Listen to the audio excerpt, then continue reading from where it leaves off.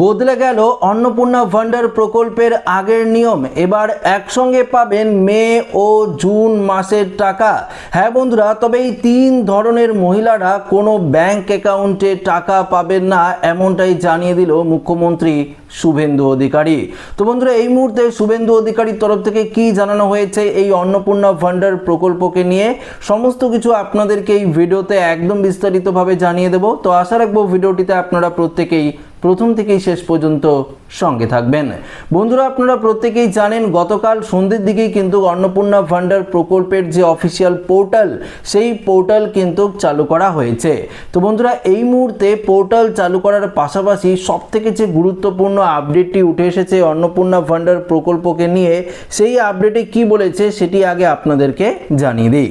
দেখুন, বিজেপির মন্ত্রিসভার বৈঠকে অন্নপূর্ণা ভান্ডার প্রকল্পের নীতিগত অনুমোদন দেওয়া হয়েছে। সেই ব্যাপারে আপনারা প্রত্যেকেই জানেন, যার আওতায় যোগ্য মহিলারা প্রতি মাসে ৩,০০০ টাকা করে পাবেন। যারা লক্ষ্মীর ভান্ডার পেতেন ভেরিফিকেশনের পর, তারাও এই সুবিধা পাবেন। জেনে নিন নতুন আবেদনকারী কি করবেন, অর্থাৎ যারা নতুন করে আবেদন করবেন তাদের কি করণীয় সেটা আগে আপনাদেরকে জানাচ্ছি। অন্নপূর্ণা ভান্ডার প্রকল্পের নীতিগত অনুমোদন করা হয়েছে বিজেপির মন্ত্রিসভার দ্বিতীয় বৈঠকে। তারপর মন্ত্রী অগ্নিমিত্রা পাল জানান কিভাবে আবেদন করবেন অন্নপূর্ণা ভান্ডারের জন্য। জানা গিয়েছে কারা পাবেন এই ভাতা। তবে বিজেপি সরকার ঘোষণা অনুসারে অন্নপূর্ণা ভান্ডারের আওতায় প্রতি মাসে ৩,০০০ টাকা করে দেওয়া হবে যোগ্য মহিলাদের। সম্পূর্ণ অর্থ যাবে ডাইরেক্ট বেনিফিট ট্রান্সফারের, অর্থাৎ ব্যাংক অ্যাকাউন্টের মাধ্যমে কিন্তু ট্রান্সফার হবে। অর্থাৎ এখন প্রশ্ন হলো কারা এই ভাতা পাবেন, সেটা তো আপনারা জানেন, তবুও জানিয়ে দিচ্ছি।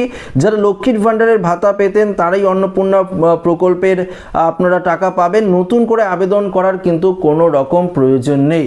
দেখুন, যারা লক্ষ্মীর ভান্ডার প্রকল্পের টাকা এতদিন ধরে পেয়ে আসছিলেন, তারা কিন্তু অটোমেটিক অন্নপূর্ণা ভান্ডার প্রকল্পে ট্রান্সফার হয়ে যাবে এবং এই প্রকল্পের টাকা পাবেন। আপনাদের নতুন করে আবেদন করার কোনো রকম প্রয়োজন পড়বে না। তবে আগে থেকেই তবে সমস্ত কিছু যে ট্রান্সফার হবে সেটা কিন্তু স্ক্রুটিনি প্রক্রিয়ার মাধ্যমেই হবে। তারপর যোগ্যরা পাবেন এই অন্নপূর্ণা ভান্ডার প্রকল্পের টাকা। যারা সিএ এর জন্য আবেদন করেছেন তারাও পাবেন এই অন্নপূর্ণা ভান্ডারের টাকা। যারা ট্রাইব্যুনালে আবেদন করেছেন তারাও পাবেন এই অন্নপূর্ণা ভান্ডারের টাকা। জানা গেছে 25 থেকে 60 বছর বয়সী সকলেই এই প্রকল্পের আওতায় আসবেন। মাসে মাসে ব্যাংক অ্যাকাউন্টে ৩,০০০ করে পাবেন। এখন প্রশ্ন হলো নতুন আবেদনকারীরা কি করবেন। মন্ত্রী জানিয়েছেন যারা নতুন করে অন্নপূর্ণা ভান্ডারের জন্য আবেদন করতে চাচ্ছেন তারাও কিন্তু সুযোগ পাবেন। অর্থাৎ যারা লক্ষ্মীর ভান্ডার প্রকল্পে আগে টাকা পাননি, আপনারা এই অন্নপূর্ণা ভান্ডার প্রকল্পে আবেদন করবেন নতুন করে, তাদের জন্য সুযোগ থাকছে।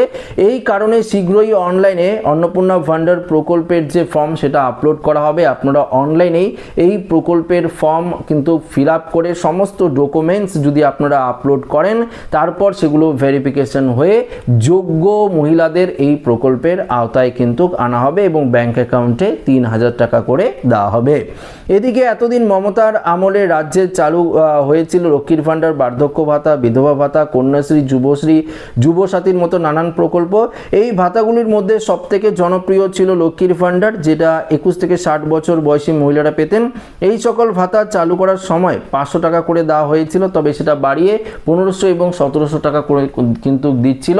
তবে এটা এবার বন্ধ হয়ে সরাসরি ৩,০০০ টাকা করে আপনারা ব্যাংক অ্যাকাউন্টে পাবেন। এবার সবথেকে গুরুত্বপূর্ণ প্রশ্ন যে এই অন্নপূর্ণা ভান্ডার প্রকল্পের যেহেতু জুন মাস থেকেই এই প্রকল্প চালু হয়ে যাবে এবং প্রত্যেকের অ্যাকাউন্টে টাকা ঢুকবে, তাহলে মে মাসে যারা লক্ষ্মীর ভান্ডার প্রকল্পের টাকা পাননি, সেই মে মাসের টাকা এবং জুন মাসের টাকা একসাথেই কি আপনারা ব্যাংক অ্যাকাউন্টে পাবেন? দেখুন, এই নিয়ে রাজ্য সরকারের তরফ থেকে কোনো রকম কিছু ঘোষণা করা হয়নি। তবে আমার মনে হচ্ছে এই মে মাসের টাকা এবং জুন মাসের টাকা একসঙ্গেই আপনাদের ব্যাংক অ্যাকাউন্টে ঢুকতে পারে। না হয় এই মে মাসের টাকা এই সপ্তাহের শেষের দিকে, অর্থাৎ মে মাসের সপ্তাহের লাস্ট যে সপ্তাহটা রয়েছে এর মধ্যেই আপনার ব্যাংক অ্যাকাউন্টে কিন্তু ঢুকতে পারে, এমনটাই আমরা আপডেট পেয়েছি। এবার প্রশ্ন হলো কোন 3 ধরনের মহিলারা এই প্রকল্পের আওতায় পড়বেন না, অর্থাৎ এই প্রকল্পের আন্ডারে টাকা পাবেন না। ফার্স্ট আপনাদেরকে বলছি, পশ্চিমবঙ্গের স্থায়ী বাসিন্দার অবশ্যই হতে হবে। তাই যদি আপনার ভোটার কার্ডের অর্থাৎ ভোটার লিস্টে যদি নাম থাকে, 2026-এর ভোটার লিস্টে যদি আপনার নাম থাকে, এসআইআর এর ফাইনাল লিস্ট থেকে আপনার নাম যদি বাতিল না হয়, তাহলেই কিন্তু আপনারা এই প্রকল্পের আওতায় পড়বেন। পাশাপাশি দেখুন বলে দেওয়া হয়েছে যারা সিএতে আবেদন করেছেন, সিএর রসিদ রয়েছে, তারাও এই প্রকল্পের আওতায় আসবেন। যারা ট্রাইব্যুনালে আবেদন করেছেন, আপনার তো পেন্ডিং হয়েছে, এখনও পর্যন্ত পেন্ডিং রয়েছে, তারাও এই প্রকল্পের আওতায় আসবেন। কিন্তু পরবর্তীতে আপনার নাম ডিলিট হয়ে গেলে আপনারা কিন্তু এই প্রকল্পে থেকেও বাতিল হয়ে যাবেন, এই প্রকল্পের আওতায় আসবেন না। তো বুঝতেই পারলেন এসআইআর এর লিস্টে আপনার নাম কিন্তু অবশ্যই থাকতে হবে। দেখুন পরবর্তী হচ্ছে যে রেশন কার্ডের সঙ্গে আপনার আধার কার্ডের লিঙ্ক অবশ্যই কিন্তু থাকতে হবে। কেওয়াইসি যদি আপনার না থাকে সেক্ষেত্রেও রেশন কার্ড যদি আপনারা ডকুমেন্টস হিসাবে আপলোড করেন সেক্ষেত্রে আপনার আবেদন ফর্ম বাতিল হয়ে যেতে পারে এবং এই প্রকল্পের আওতায় থেকে আপনারাও কিন্তু বাতিল হতে পারেন। এবং যেটি সবথেকে গুরুত্বপূর্ণ সেটি হচ্ছে ডিবিটি লিঙ্ক। দেখুন অবশ্যই আপনারা জানেন যে লক্ষ্মীর ভান্ডার প্রকল্পে ডিবিটি লিঙ্কের মাধ্যমে টাকা পাঠানো হচ্ছিল না, কিন্তু যুব সাথী প্রকল্প যে চালু করা হয়েছিল বেকার যুবক যুবতীদের জন্য, সেই প্রকল্পের টাকা ডিবিটি লিঙ্কের মাধ্যমে পাঠানো হচ্ছিল, কিন্তু লক্ষ্মীর ভান্ডার প্রকল্পের টাকা কিন্তু ডিবিটি লিঙ্কের মাধ্যমে পাঠানো হচ্ছিল না।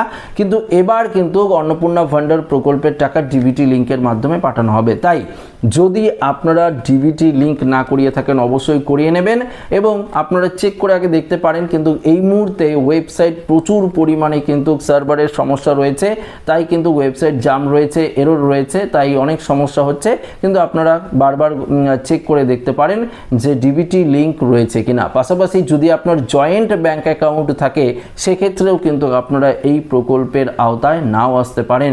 তো জয়েন্ট ব্যাংক অ্যাকাউন্ট থাকলেও কিন্তু আপনারা একটি বড় সড়ো সমস্যায় পড়তে পারেন এবং এই প্রকল্পের টাকা কিন্তু নাও ঢুকতে পারে। তো আপনার সিঙ্গেল ব্যাংক অ্যাকাউন্ট থাকা অবশ্যই কিন্তু জরুরি। এবার দেখুন আরেকটি গুরুত্বপূর্ণ কথা জানিয়ে দিই। ধরুন আপনারা কোনো সরকারি চাকরি করেন, যে কোনো সরকারি চাকরি করেন, সেক্ষেত্রে আপনারা টাকা পাচ্ছেন, সেক্ষেত্রেও যদি আপনারা আগে লক্ষ্মীর ভান্ডার প্রকল্পের টাকা পেতেন, কিন্তু এখন কিন্তু আপনারা অন্নপূর্ণা ভান্ডারের টাকা পাবেন না, কেননা এখন শুধুমাত্র বেছে বেছে সেই সমস্ত মহিলাদেরই কিন্তু দেওয়া হবে এই অন্নপূর্ণা ভান্ডার প্রকল্পের টাকা। যে সমস্ত মহিলারা গরিব দুস্থ বা যারা পাওয়ার যোগ্য তারাই কিন্তু এই প্রকল্পের টাকা পাবে। যদি আপনারা কোনো পেনশন প্রাপক হয়ে থাকেন, আগে চাকরি করতেন এখন পেনশন পান, তাও কিন্তু আপনারা এই প্রকল্পের আওতায় পড়বেন না। তো বন্ধুরা আশা রাখবো ভিডিওটি প্রত্যেকের ভালো লেগেছে। ভিডিওটি ভালো লাগলে লাইক করবেন, বন্ধুদের সাথে শেয়ার করবেন, নতুন হয়ে থাকলে চ্যানেলটিকে সাবস্ক্রাইব করে আমাদের সঙ্গে জুড়ে থাকবেন। ধন্যবাদ।